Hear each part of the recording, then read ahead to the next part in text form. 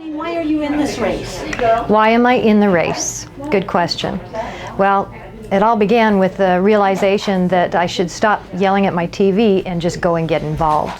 So when I decided to do that, I joined the Kent County GOP, and I jumped right in so that I could make a difference. And I joined the party, our Kent County party. I also joined the Pachyderm Women. That's the group that actually pays for and supports financially our Kent GOP. And I joined the Gerald R. Ford Republican Women, which is an educational branch of the Kent GOP.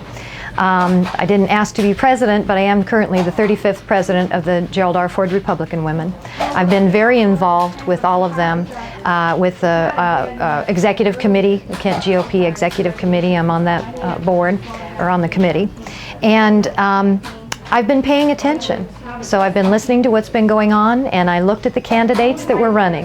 And in fact, it all started a couple of months ago. Our group held a luncheon for potential candidates. And when we did that, I was listening, and we've got some great people running, but this position was so important, and I felt that I was actually the only one that had the complete skill set that is needed to make this job work, to do this job. And you know, just to give you a little comparison, there's 9 of us in the race at this point, and you know, a lot of them, they're just great guys. And I will tell you right from the get-go, I am a Reagan-style Republican. I believe in the 11th commandment. We don't bash each other.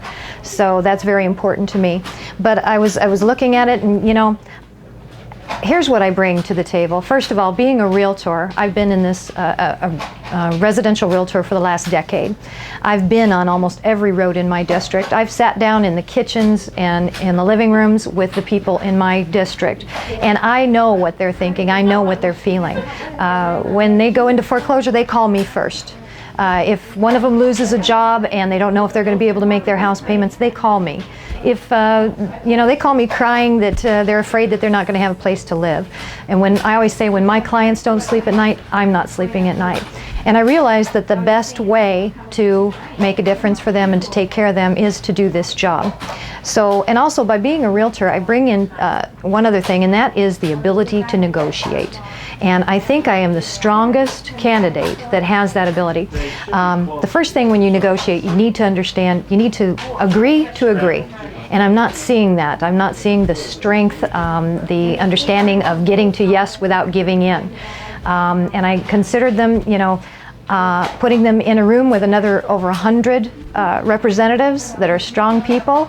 You have got to have some skill in that area, and I bring that. My job is to knit people together, to help them come to a meeting of the minds. So when you first get started on that agree to agree, you know, find the common ground first. We're all Americans. We all love this country. We all love this state. So start with that. Get on a roll, and once you're there, now you can start to tackle the difficult stuff after you have started making some forward progress. And I think that's a very important feature and skill set that I do have. The other thing is, you know, I'm young enough that I still have a whole lot of energy. I'm not going there to retire. This job is tough, and it takes somebody that's got energy and that can work hard. So there's that, and I'm also old enough to have a little bit of maturity. You know, I remember when I was real young, I was going to set the world on fire. You know, when you're that age, you think, am I right? You know, well, unfortunately, a lot of times the only thing you set on fire is your own hair. You know, at that young age. So anyway, I've got the maturity to know how to pick my battles, and that is a very important thing too. And then lastly, you know, I don't have small children at home.